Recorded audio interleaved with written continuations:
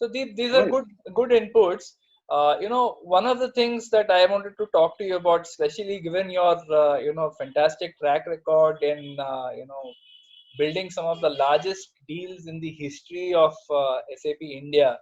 It'll be interesting to understand from your perspective the science and the art of building large deals, because uh, I have personally been witness to this, that how a large deal, it actually, even other than the fact that it gives a lot of revenue in one go, it actually galvanizes the entire organization. Everyone gets very charged up when large deals come, because everyone feels that yeah, this is something even I'd like to do. So it really galvanizes the organization. So maybe a few questions on this, since you're one of the masters of doing it. At if I'm looking at an organization which is, let's say, a small or a mid-sized software organization, at what point, in your opinion, do you think they can really start, looking at larger deals? Because there's a bit of a self-confidence lacking also. That, hey, can I ask for that big deal? Can I create something big here? A startup or a mid-sized organization will hesitate. So, in your opinion, what is that stage where a company can evolve from closing small or large deals to large and mega deals? So what needs to change in an organization for that to happen? Yeah, very good question. So again, depending upon where you start from, whether you come top down, bottom up, it doesn't matter. Hmm. So I'll put the large deal context in the customer's eyes. Does the customer want to do large deal? Answer is no. Right. So large deal is my context. What is the customer context? Correct, Right. correct. Let's first try and understand the customer context. The customer context is always how important it is for me. This initiative, this project, how important it is for me. That's number one. Right.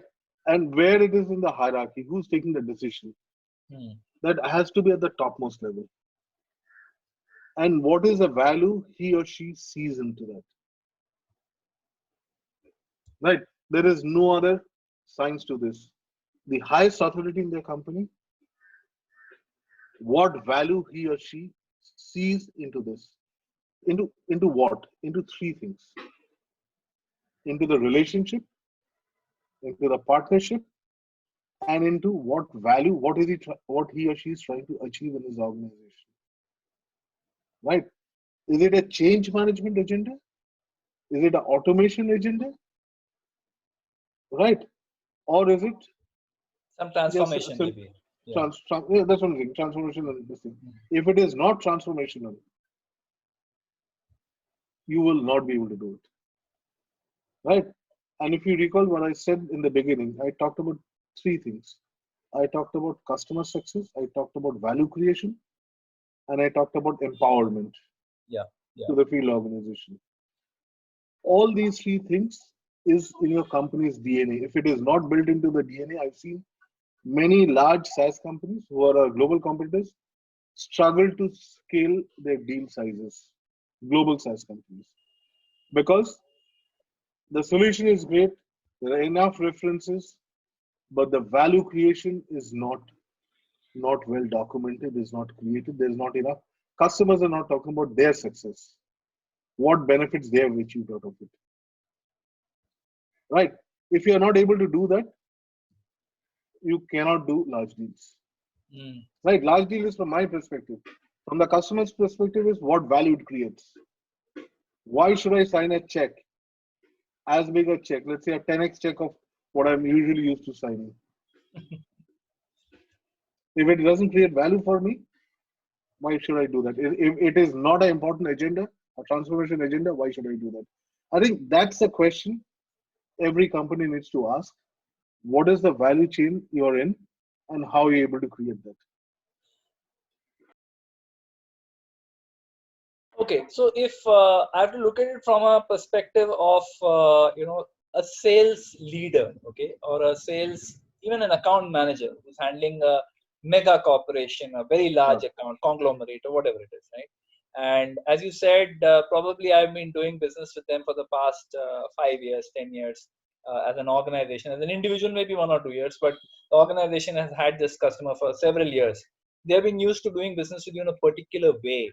Uh, so, what is that trigger? What is that change? What are those 2 or 3 things that SAP or organizations like this, which are doing this kind of value selling, what are those 2 or 3 key things that they do that change the mindset of the customer and at least get them on that journey?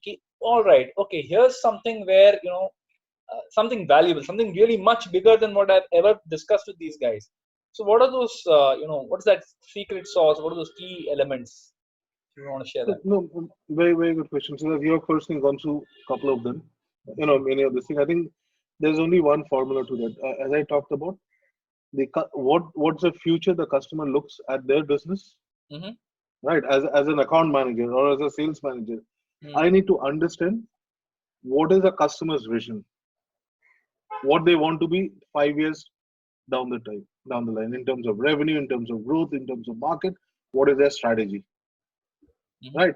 How can I align my technology roadmap to the customer strategy and give him or her the conviction that we are in the best position to help him or her achieve that strategy. I think that's number one. Having created that value, I've seen most salespeople are scared to put a price to that value. Yes, and that's what I want to hear from you. That's one Yeah, of the critical things. Yeah. and that is the role of the sales manager. Account manager. See what happens. An account manager will think my target is, let's say, X, right? If I do this deal, I'll possibly do 2X. So why should I'm I go good. for 5X? I'm good. Like that's where they Right? stop. Yeah. Yeah. I'm good, like, right? That's what you said. The sales manager is a bigger target, Hmm. right? So he or she has to look into, you know, have the customer seen the value, right? And how much of value I can ask for, right? So it depends upon this thing. And then the CRO, or depending upon how the organization set up is, CEO is this thing involved. Because I'm guessing in a largest deal, you'll have the CRO, the CEO involved directly, right? And what do they want to achieve out of it? So the thing is, it has to go up the value chain within the organization. It has to go up the value chain on the other organization. Because if you leave it just to the account manager is Hmm. very, very good in creating the relationship, creating the foundation, doing all the right kind of thing. But deal making is something where you need to get the heavy artillery involved, Makes right? sense. You can't do that with your infantry. Makes sense. So again, in these kind of engagements, right, large engagements, uh, there are multiple stakeholders, right? I mean, there is a executive sponsor who where the discussion starts, and then it kind of percolates down to multiple stakeholders in the organization, and then stakeholders under them, and it's like a whole Yeah. multitude of people, right? So as the leader of the organization, obviously there is an executive to executive connect that would be essential, but maybe you want to just share some insights about what are those key things that we must do to manage the different stakeholders, because there'll be someone who's for your initiative, someone who's not for it, there are some who are neutral, and there's a whole multitude of people we need to manage. So, you want to just share some insights from your learnings there? How do we manage different stakeholders, especially in large engagements? So, very good question. So there are two parts of it. You're missing out one other part of it. The other part of it is having created that value, Mm, right? You have to also have a negotiation strategy in mind. correct. Of value realization is your negotiation strategy, right? I'll come to the stakeholders, and because once so the way I look at it is, there on a large deal engagement there are two cycles to it, three cycles to it. One, if it is in a competitive situation, right? Mapping of the stakeholders and so on and so forth is extremely important. If you've got a unique value proposition, you're the only one on the constitution, there is sometimes which happens. That's got a different set of complexity. It is not easier, it is more complex. Yeah. Decision making becomes slower, right? And then finally, the negotiation strategy, right? So, given all of these are the three elements to this, how your deal construct is, how your Mm. engagement construct is. So, I'm assuming that you've created that value, Yeah. or it may be a RFP in which you're responded, right? I'm just giving, it could be two situations. Yeah. So, let's assume that you've created that value, right? And in the value creation, you have to create value for each buying center, not Okay. just at the top. For each buying center, it has to be a unique value. That's Because a good point. if you just create value at one point of time, there'll be 10 other detractors. Mm. So that's number one, right? Number two, and that is how you do your stakeholder management. So what a value to my CPO is, a value to a CIO is, what a value to a CFO is, or a value to a CEO is a completely different, Correct. right? So you need to think from their shoes.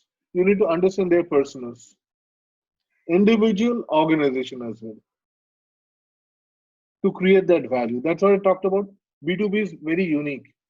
It is industry specific, customer specific, persona specific, Mm. right? So it's far more nuanced. So that's number one. It is not just product and price, right? So first and foremost is the value creation to the different stakeholders. Having created that value, then is your negotiation cycle. It will also be a multi-stage negotiation cycle. Correct. In a diversified company, you will have a CPO and a CIO, right? Typically, the role of the CIO is to look at the bill of material, to look at the software, to look at whatever other services what they're buying. The CPO's role is to equate everything into the lowest common denominator and negotiate. There are Yeah. very few strategic CPOs in the Correct. country. Correct. There are a few strategic CPOs, but mostly are to bring into the lowest common denominator, Mm. right? Then there's the role of the CFO. Then there's the role of the CEO.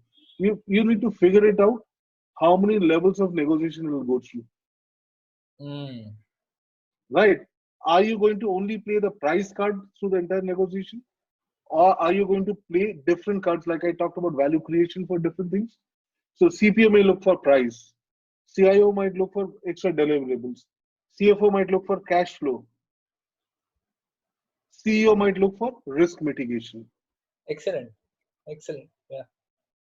right? How do you map those out is extremely important. That's a I'm lovely feeling point, that. Deep. Lovely point. I like that point very much because, each, like you said, each person sees value differently.